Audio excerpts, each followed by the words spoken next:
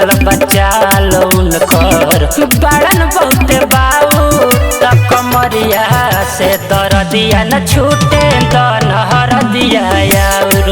त कमरिया से दर्दिया न छूटे दनहर दिया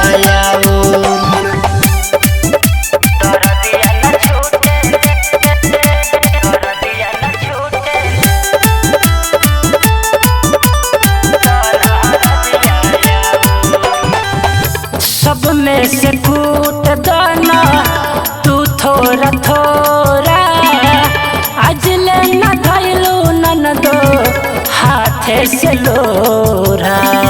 नन दो सब में से फूट दाना तू थोड़ा थोड़ा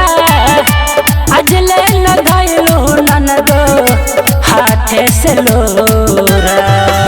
पोखरी में मूसर डाली छाटे लगल चाउर त कमरिया से दर्दिया न छूटे दनहर दिया और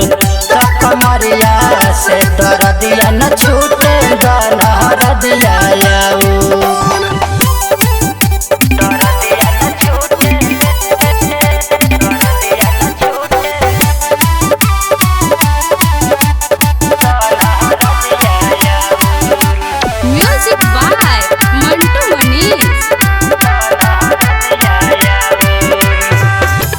पलंग पमा जाली हले दे दिहले साजा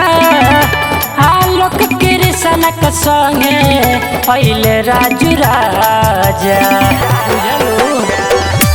पलंग पमा जाली हले दे दिहले साजा आलोक कृष्ण के संगे